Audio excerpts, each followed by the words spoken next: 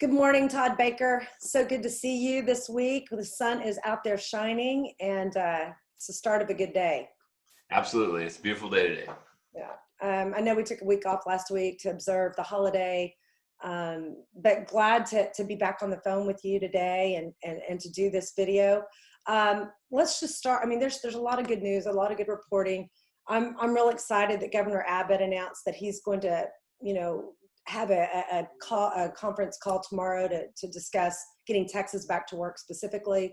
I'm excited to know that the mayors in DFW have formed a coalition to talk about North Texas specifically, how to get our cities back to work safely. So it looks like we are on the backside. We're seeing great numbers of people recovering, fewer cases, hospitals have plenty of capacity. So lots of positives. All that to be said, we have we've taken quite a hit across the board, and lots happening in your industry, and in the mortgage industry, it really drives, real estate purchases and refinances, and there's new rules with government, backed loans. And so would you mind just taking a minute and updating us on what's going on in your industry? Absolutely. So what's going on right now is that the mortgage market has calmed down a little bit in terms of rate volatility, meaning the rates aren't jumping, going up and down like a yo-yo. So they've sort of stabilized. They're in the low threes. You can even get into the twos depending on your credit, into the high twos. So the rates are phenomenal. So that's good. But what's happened is there are several issues. If you have a lower FICO score, 640 and below, most lenders have pulled out of that because of the risk associated with those borrowers, at risk of default, particularly with a forbearance. And let me stop you there. What percentage of loans were you approving that were, 640 and below prior to this? For us, it was over 90% of wow. that were in that category. I don't know, like the segment. It sort of follows along the line. If you look on like any Experian blog of like nationally, there's like 20% of the people have credit above 760, and there's a big chunk between like 640 and 740, and then there's about a 20% below that. We were really good at getting them approved. As far as like getting them, the percent that actually funded were very high, but we do a very good job, and we still do them, by the way. We've just added additional levels of protection for us. For example, we want to make sure people have had a stable job, a stable housing payment history for 2 years. They have a little bit of money left over after closing for reserves. So we'll still do them if they're just a little bit, even though their credit score is a little bit lower, but they're otherwise a pretty good borrower, we'll take that chance on them. Most banks will not. The down payment system programs that are in the state, the programs are there, but no one is financing them right now. They're too risky of default. And I won't go into the details, but it creates a big business problem for the banks if they default on those loans. And then the other thing is like jumbo loans are hard to get. For example, Chase came out this week, and Chase Bank, I mean, that's a major mess. You probably saw that. They're like, hey, 700 score or above and 20% down. But part of that's due to controlling the volume too. So it's risk and volume. So let me give you guys just a quick snippet. The normal loan origination projection for this year in the last few years has been around, we'll say $1.5 to $1.6 trillion nationally, total loan volume originated, and that's purchase and refinance. They're talking about, because everyone's refinancing right now, $5 trillion worth of loans refinanced in like the next 6 months, maybe, or less. So you just got, like, we are at mass capacity, and we're very creative and very efficient, but we are like at mass. It's an all hands on deck every day. I mean, we are probably, we're in North Texas, we're in the Bible Belt. I would say my guess is 95% of our employees are probably Christian that celebrate Easter, right? Probably even more. It's probably darn near 100%. I saw, like, after Easter, like late afternoon, I saw like approvals coming out. People were still working even on Easter Sunday. It's that busy. So the point is that's impacting your, if you are in a refinance, you want to work with somebody that can close in a reasonable time and smoothly. If you go to a big national bank, you're looking at a rough ride. Yeah, absolutely. So, well, that is great. And I know you also, we were chatting about the forbearance issue, and how that's, how we are now seeing if that's going to be reported. Why don't you update us on that? Because I know our viewers, this is critical. This is a very important thing that everybody needs to be very well aware of. Yeah. So I got a little more information on forbearance. So there's two different areas of forbearance. One would be your mortgage loan. And it's the same thing we said last time. Do not do it unless that's your only option, because when the forbearance ends, you have to repay it. So repayment option one is lump sum, which no one's going to be able to do. Repayment option number two is we'll work out a short-term payment plan. That's probably 12 to 24 months, and that's going to be very burdensome on somebody that just came out of no cash flow. The other one's loan modification, which requires you to go late on your mortgage, and then that's a 30 or a 90 to typically a 180-day process to even get approved. And we've been through that before in the housing crisis. None of those are good options unless you have no alternative. If you have no alternative, you got to pull the trigger to save your house. So that I do agree if there's no alternative. The other one though that popped up is that everyone's taking advantage of not paying their car payments right now. It's easy to just go in and click a button. You have no car payment. Once again, if you can do that, I mean, if you need to do that, that's one thing. But if you're just doing it because, hey, I can save a little bit of money, you're not helping yourself. You do not do that if you're either trying to buy a house right now or the next 90 days, for example, or you're in the middle of, you're thinking about refinancing, because Fannie Mae gave guidance yesterday. If you're on forbearance on any of your installment loans except student loans, those are going to be treated as late pays. You might not get your loan. So you got to be, and don't listen to your friends. Call professionals that do this for a living. Right. They hear this. I'm happy. Even if you're not a client of mine, I'm happy to help you and answer questions if you reach out to me. So will Georgie, right?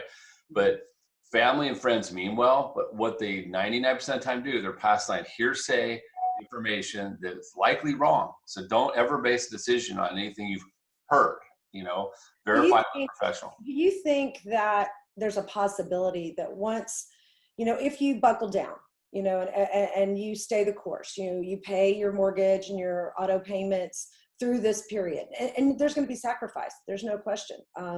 But if you are an individual or a family that plugs through and meets these requirements, do you think that mortgage lending in the future could look more favorably upon, do you think you guys would take a look at the snapshot of time or the mortgage industry? Yeah. Here's what will happen. So here's the thing. It's going to come down to the late.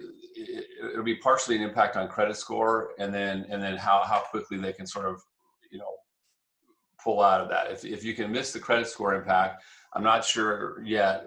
They haven't really talked about it. What do you do for somebody that was in that period of time? Right. Like right now, they're applying the normal late payments. And there's sort of like let's say you miss your auto payment for 90 days, you might have to go 6 or 12 months with no late pays. And so, but they haven't really given guidance yet. My guess is they might not. I don't know. The best thing is just like, don't do it unless you have to. That's the best. Well, I do think those people you're going to see that, and maybe there's some scale. They do adjust. Yeah, and worst case is this. And one thing, if you do have to go through that is credit is not. There's no secret panacea for credit score and credit. It's mostly based on your payment history and how much credit card debt you're carrying. It's pretty much that simple. So if you can avoid derogatories, late pays, you keep your credit card balances low, you're going to have great credit. If you take a hit, all you got to do is get back on that good payment pattern, put about 12 months under your belt, and your credit score is going to improve dramatically. 24 months, it's going to almost fully recover. Right. That's the secret of credit. It's pretty straightforward. But the big takeaway today is don't just assume forbearance doesn't, if you take forbearance, don't assume it does not affect your credit. Exactly. Or your ability to borrow money, really. Even if it doesn't have a score impact, it can still affect your ability to borrow money on a house. So that's good.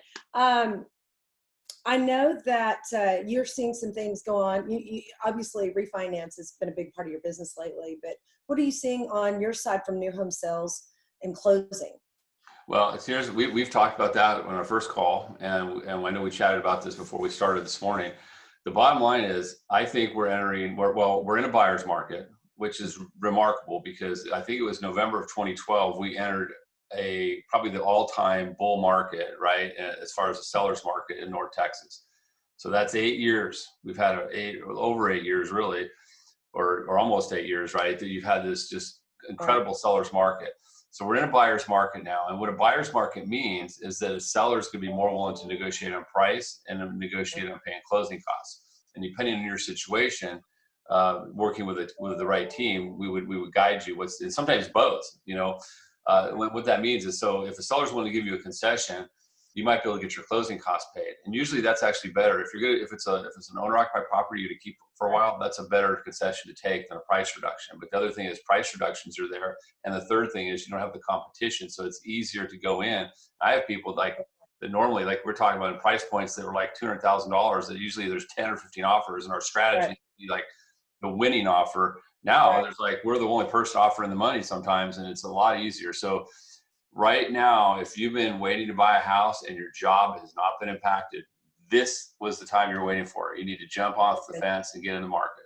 For sure, for sure. And we've seen home showings go down dramatically. Obviously, people are concerned, and I don't blame them. You know, walking into someone's home, you know, or that homeowner doesn't know where that potential buyer Right. has been, you know, bringing stuff in. So we've seen a dramatic drop there. We have seen houses sit on the market that used to not, they were already purchased before they'd hit realtor.com for most people. We are seeing a lot of movement in the 400,000 to 600,000 range. Even prior to what Chase's announcement was, we are seeing a lot of good movement in that area. And some of the thought behind that is people are gearing up so that they can have a better home office. You know, they're looking at putting more money into their home because they're planning for being able to work from home in the future. We're seeing a lot of people buy second houses on beaches because they want a place to go. So it's kind of an odd, you know, you'd think people would buckle down on some of that expenditure, but we are seeing that. And of course, I have a lot of international investors, and they are looking to the US right now, because we are open, this buyer's market, I don't believe will be here long. I think it will be I think maybe 120 days, you know, it's going to open up, but it's not going to be a forever deal. Right. So I agree with you that if you can get into a position to buy and it works for you, you know, I would absolutely keep tracking to that. The other thing is that, you know, when you watch the news, you watch the national news and you hear they're looking at it from you know, collectively all over the states. One of the things that I've always noticed about Texas, and specifically North Texas, we have a very strong market, and it tends to be much, much better than what you hear across the country. So I just want to encourage people from a real estate perspective and even from a recovery perspective. I mean, we're going to come out of this, I believe, much quicker than the national average. I think our real estate is going to hold its value. I think we've got great buyers here. We just had such a strong economy going in, such a strong real estate market, that I think it will recover well. So I just want to encourage everybody out there, don't let this stuff bring you down. Just stay smart, stay educated. And we're really on the tail end of this. And so I'm really looking forward to what's going to happen in the next couple of days between Trump today and Governor Abbott tomorrow. Really think May 1st is going to be a game changer for North Texas. And so, and I just look forward to getting back together with you next week, and we'll talk again and see how this all went down. Absolutely. That's great advice, Georgie. So I say, turn off the news, get your news from President Trump, Governor Abbott, and then your local officials in your town. That's right. That's what's actually going to be happening. And then the rest of the time, enjoy your family. And Thanks. it's a better way of doing it. Don't watch coronavirus TV. No. Well, Todd, you have a great day today. I look forward to talking with you next week. And as always, for any of our viewers out there, please feel free to reach out to Todd Baker or myself. We're glad to help answer any questions you may have. Thanks, everyone. Have a good week.